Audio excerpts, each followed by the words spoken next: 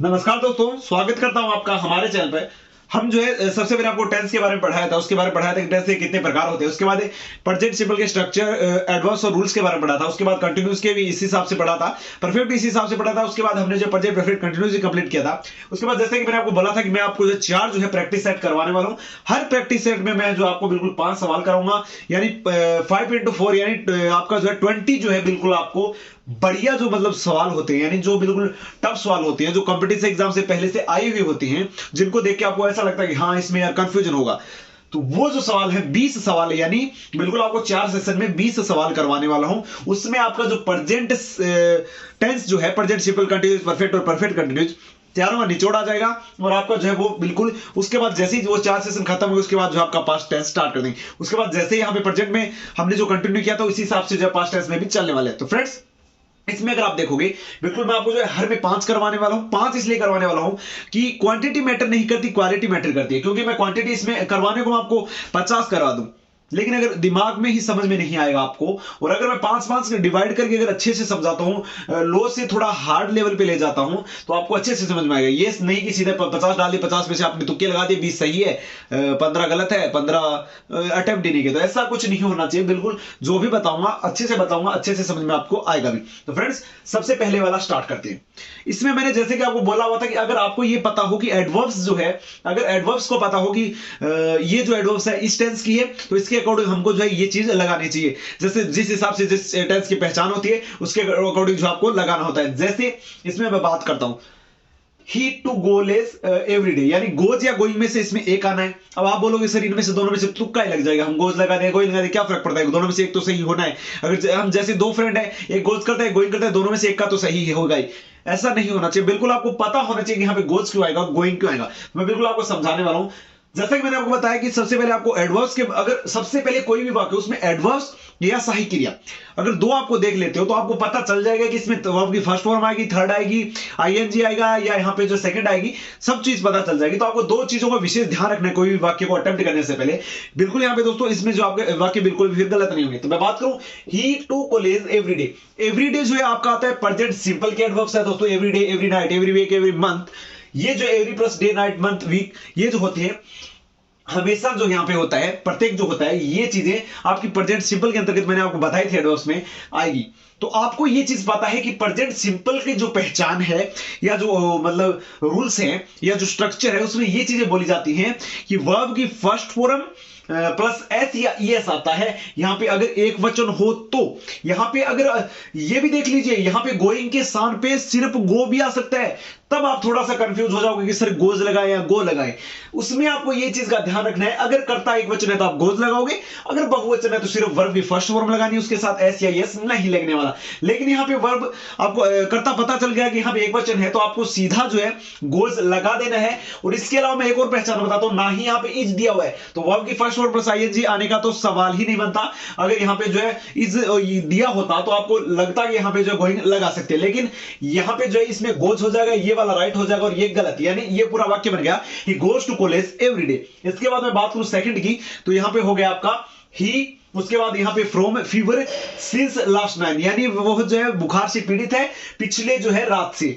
और अब आपको यहां पे जैसा कि मैंने आपको बताया था कि प्रेजेंट परफेक्ट कंटिन्यूज जो है उसकी आपको एडवर्ब्स पता होना चाहिए, परफेक्ट की पता होना चाहिए, सभी पता होना चाहिए। तो अगर आप यहां पे ध्यान से देखते हो तो आपको सिंस का पता चल गया कि हाँ सर ने बताया था कि प्रेजेंट परफेक्ट कंटिन्यूज की जो जो आपके एडवर्ब्स होती है वो सिंस और फॉर होती है। यहां आपने सिंस को देखा, उसके बाद आपने यहां में से दोनों में से एक लगाना है, हैज सफर्ड या हैज बीन सफरिंग। तो अगर आपको ये पता चल गया कि सिंस आता है प्रेजेंट परफेक्ट कंटीन्यूअस में, और जैसा कि आपको पता है प्रेजेंट परफेक्ट कंटीन्यूअस का जो स्ट्रक्चर होता है उसके अंदर ये हो गया आपका हैज प्लस वर्ब की थर्ड फॉर्म, जो ये स्ट्रक्चर होता है वो हो गया पीपी यानी प्रेजेंट परफेक्ट का। लेकिन आपको क्या लगाना है, प्रेजेंट परफेक्ट कंटीन्यूअस के अकॉर्डिंग लगाना है। तो ये हो गया has been suffering, has been plus verb की फर्स्ट फॉर्म प्लस आईएनजी जो है ये आपका होता है प्रेजेंट परफेक्ट कंटीन्यूअस का। तो ये वाला जो है राइट हो जाएगा और ये जो है गलत हो जाएगा, यानी ये वाक्य हो गया he has been suffering from fever last night. इसके अलावा जो थर्ड वाला वो है 5 + 5 मैक या मैक्स। इसमें थोड़ा सा आपको कंफ्यूजन है कि सर ना ही तो इसमें इज दिया हुआ है, ना ही इसमें ऐसा कुछ है कि हम पता लगा सके, ना ही इसमें एक वचन या बहुवचन का पता चल रहा है। तो सिंपली आपको एक चीज ध्यान में रखनी होगी, 5 प्लस 5 हो गया, 4 प्लस 4 हो गया, या 10 प्लस 10 हो गया, जो ये जो होते हैं बिल्कुल कि ये जो निश्चित होते हैं, जैसे 5 और 5 10 होते हैं, 10 और 10 20 होते हैं, ये जो निश्चित सम होती हैं, जो संख्याएं होती हैं, इन्हें कहा जाता है सिंगुलर काउंटेबल नाउन।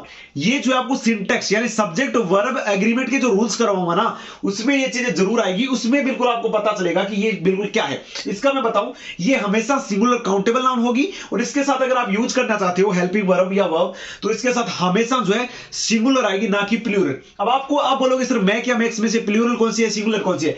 तो मैक्स जो है वो होगी सिंगुलर, और मैक जो है वो होगी प्लूरल, क्योंकि जैसा कि रूल है प्रेजेंट सिंपल के अंतर्गत है, ये प्रेजेंट सिंपल का वाक्य है। प्रेजेंट सिंपल में है कि वर्ब की फर्स्ट फॉर्म प्लस एस या एस तो आ जाएगा आपका एक वचन के लिए, लेकिन वर्ब की फर्स्ट फॉर्म सिर्फ आएगी बहुवचन के लिए। तो यहां पे जो ये एक वचन होता है हमेशा, तो इसलिए यहां पे जो मैक्स सही होगा, यानी 5 प्लस 5 मैक्स 10, ये इसमें हो जाएगा। इसके अलावा फोर्थ की मैं बात करूं, इट आ गया, फिर इसके बाद दे दिया 4 5 होवर्स, इसमें हैज बीन रेनिंग लगाओगे या रेनिंग लगाओगे। अब आपको थोड़ा सा कंफ्यूजन हो गया कि सर क्या लगाएं, तो आपको इसमें थोड़ा सा दिमाग लगाना है कि यहां पे जो आपको पता चलना चाहिए कि वाक्य किसका है। फ्यू होवर 5 होवर्स हो गया, यानी टाइम का हो गया, टाइम का हो गया, इसके साथ 4 भी लगा हुआ है, तो आपको पता है कि 4 प्लस टाइम जो है प्रेजेंट परफेक्ट कंटिन्यूस में लगता है, ना कि प्रेजेंट कंटिन्यूस में लगता है। प्रेजेंट कंटिन्यूस में 4 प्लस टाइम का कोई सिस्टम है ही नहीं, तो इसमें आप रेनिंग वाला तो बिल्कुल गलत कर दोगे। इसके बाद बचा है आपका हैज बीन रेनिंग, और ये क्यों आया, क्योंकि 4 जो है आपका पीपीसी यानी प्रेजेंट परफेक्ट कंटिन्यूस का है, तो इसलिए आपको जो यहाँ पे जो आपका स्ट्रक्चर होता है प्रेजेंट परफेक्ट कंटिन्यूस का, हैज बीन प्लस वर्ब की फर्स्ट वर्ब प्लस आईएनजी, तो इसमें जो हैज बीन रेनिंग सही हो जाएगा, यानी it has been raining for 5 hours। Friends, इसके अलावा मैं बात कर ले तो यहाँ पे आपका 5 नंबर क्वेश्चन की हमने 4 पढ़ चुके हैं। जैसा कि मैंने बताया, एक प्रैक्टिस सेट में बिल्कुल आपको मैं 5 ऐसे क्वेश्चन कराऊंगा बिल्कुल टिपिकल, उसके बाद लेवल बढ़ता जाएगा जैसे जैसे प्रैक्टिस सेट आते जाएंगे। फ्रेंड्स, मैं बात करूं 5 नंबर की, इसमें दिया हुआ है डज ही फास्ट क्वेश्चन। अब आपको यह पता तो चल गया कि डज दिया हुआ है यानी प्रेजेंट सिंपल है, रन और रन्स में से क्या लगाओगे। अब थोड़ा सा कंफ्यूजन होगा कि सर रन या रन्स क्या लगा, इसमें हमें यहां पे तो एक वचन दिया हुआ है, और एक वचन के हिसाब से तो हमें रन्स लगा देना चाहिए, लेकिन यहां अगर आप थोड़ा सा कंफ्यूज हो गए ना, ये गलत हो जाएगा। तो इसलिए मैं थोड़ा सा डिफिकल्ट सवाल दे रहा हूं। आपको लग रहा है आसान, अब अगर कोई भी देखेगा ही आया हुआ है, ही एक वचन होता है, एक वचन में जैसा कि सर ने बोला हुआ है कि आपका जो है वर्ब की फर्स्ट वर्ब ऐसी आईएस आता है, तो हमें रन्स लगा दें, बिल्कुल नहीं करना। ये वाक्य है डज ही, ये जो स्ट्रक्चर है आपको जैसा कि मैंने स्ट्रक्चर में बताया था, तो ये जो स्ट्रक्चर हो गया आपका, ये हो गया आपका इंटरोगेटिव सेंटेंस का। और जैसा कि मैंने बोला हुआ है, इंटरोगेटिव सेंटेंस में जो सही क्रिया होगी वो डू और डज होगी, और उसमें एस या यस का कोई मैटर नहीं है, यानी उसमें जो है सिर्फ वर्ब की फर्स्ट फॉर्म ही आनी है। तो यहां पे डज ही, फिर वर्ब की फर्स्ट फॉर्म ये हो गई, इसके साथ एस लगा हुआ है, यानी ये गलत हो जाएगा, यानी डज ही रन फास्ट, ये जो है आपका हो जाएगा। फ्रेंड्स, उम्मीद करता हूं आपका जो पहला प्रैक्टिस सेट है, बिल्कुल मैंने जो टिपिकल सवाल लाने की कोशिश की, आप कमेंट में जरूर बताइए कि सर इससे थोड़े हार्ड दीजिए या इससे थोड़ा मतलब मीडियम साइज की दीजिए, आप बताइए। मेरे हिसाब से बिल्कुल अच्छे सवाल मैंने आपको दिए प्रैक्टिस सेट 1 में, और प्रैक्टिस सेट 2 भी बिल्कुल आपको अच्छे से बिल्कुल मैं तैयार करके लाऊंगा आपके लिए। उम्मीद करता हूं आपको जो है आज का जो क्लास है, आज का जो सेशन है पसंद आया। अगर आज का सेशन पसंद आया दोस्तों, वीडियो लाइक करें, शेयर करें, और चैनल को सब्सक्राइब करना ना भूलें। अगले वीडियो में फिर मिलते हैं। धन्यवाद। जय भारत, जय हिंद।